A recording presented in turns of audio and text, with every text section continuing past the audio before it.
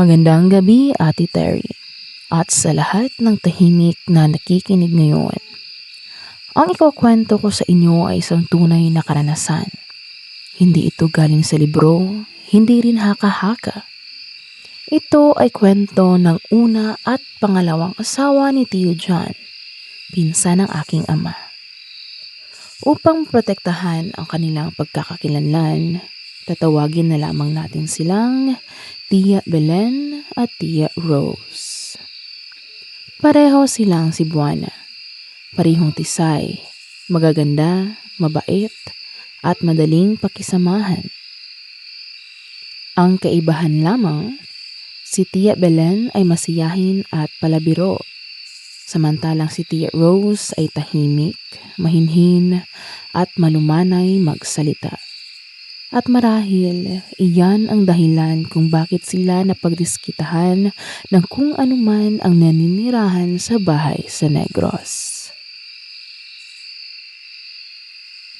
Noong dekada 80, nakatira si Tia Belen sa ancestral house ng pamilya ni Tio John sa Negros. Ang kanyang asawa ay nagtatrabaho noon sa ibang bansa, kaya naiwan sa bahay si Tia Belen, ang kanyang anak na paslit, at ang isa ko pang tiyahin, si Tia Gemma. Isang hapon, bandang alauna, nagbabasa si Tia Belen ng comics, hanggang sa hindi niya namalayang siya'y nakatulog. Mahimbing ang kanyang tulog, ngunit malinaw na malinaw sa kanyang isipan ang panaginip. May isang matangkad na lalaki na lumitaw sa may pintuan ng kusina. Hindi niya maaninag ang kasuotan nito, ngunit ang paligid ay napakaliwanag, tila hindi normal. Inaanyayahan siya nitong sumama. Hindi niya maalala kung paano, ngunit bigla na lamang silang nasa labas na ng bahay, nakasakay sa isang kabayo. Nakikita niya ang kanilang mga kapitbahay. Sumisigaw siya, humihingi ng tulong. Ngunit, wala ni isa ang nakaririnig sa kanya. Maya-maya, nagbago ang paligid. Hindi siya natatakot. Ang nadarama niya ay pagtataka at isang kakaibang paghanga. Mabilis ang naging takbo ng kabayo hanggang makarating sila sa isang napakalaking bahay.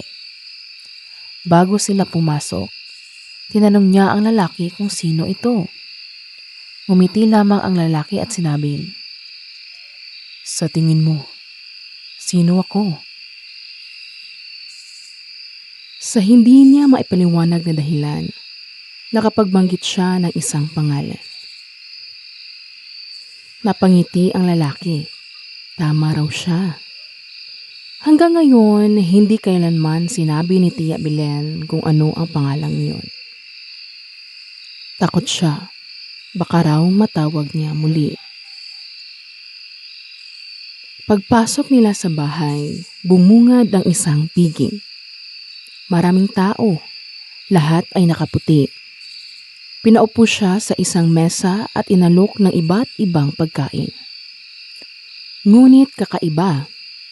Pakiramdam niya ay busog na busog siya kahit wala pa siyang kinakain. Isang pagkain ang pilit na inaalok sa kanya. Itim ang kulay. Paulit-ulit niyang tinanggihan. Dinala siya sa isang silid na puno ng ginto. Ngunit wala siyang interes. Ang nasa isip niya, ang kaniyang anak. Gusto na niyang umuwi. Hinatid siya ng lalaki pabalik sa pintuan ng kusina at bigla siyang nagising. Nakaharap niya ang nag-aalalang mukha ni Tia Gemma. Kanina pa raw siya niyuyugyog, hindi raw siya magising. Pagtingin niya sa orasan, lagpas hating gabi na. Pakiramdam niya ay saglit lamang siyang nakatulog. Ngunit pagod na pagod ang kanyang katawan. At doon nagsimula ang lahat. Paulit-ulit ang panaginip. Parehong lalaki, parehong bahay, parehong pagod tuwing magigising.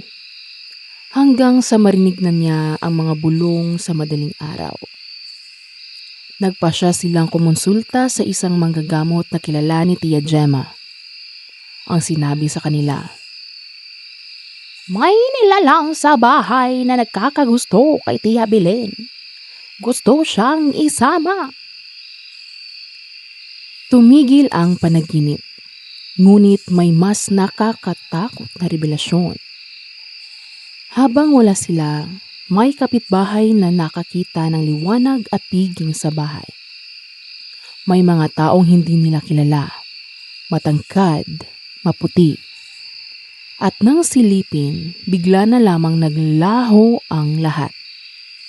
Doon nila napagtanto, hindi lang iisa ang naninirahan sa bahay na iyon.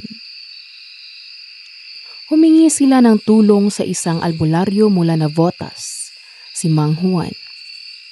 Pagpasok pa lamang sa bahay, tumakbo agad si Mang Juan habang hinahampas ng walis tingting ang mga dingding, bintana at mesa. Doon niya nakita ang manliligaw na engkanto at ang itim na nilalang na tila mga duwende. Sinusubukan daw nilang ilagay si Tia Belen sa loob ng isang kahon. Isinulat ni Mang Juan ang mga salitang Latin sa lahat ng dingding ng bahay. Binigyan din si Tia Belen ng papel na palaging dala bilang panangga. Unti-unting humupa ang lahat at tuluyan nilang iniwan ang bahay sa Negros. Makalipas ang ilang taon, nag-asawa muli si Tio John, si Tia Rose. Tahimik, mahinhin, at tila mas madaling lapitan. Hindi nagtagal, naramdaman din niya ang panunood. Ang paghiplos, ang pagtawag sa madaling araw. May mga tunog ng kampana sa tanghali. May mga aninong sumusunod hanggang CR. May lalaking matangkad at maputi sa kanyang panaginip. Isang gabi, sa loob ng isang jeep, nakasabay niya ang mga nakaputi. Tahimik, nakatitig, at may isa sa kanila walang guhit sa pagitan ng ilong at labi. Nang humingi siya ng sukli, hindi siya pinansin at tila inaasahan ang kanyang pag-uwi.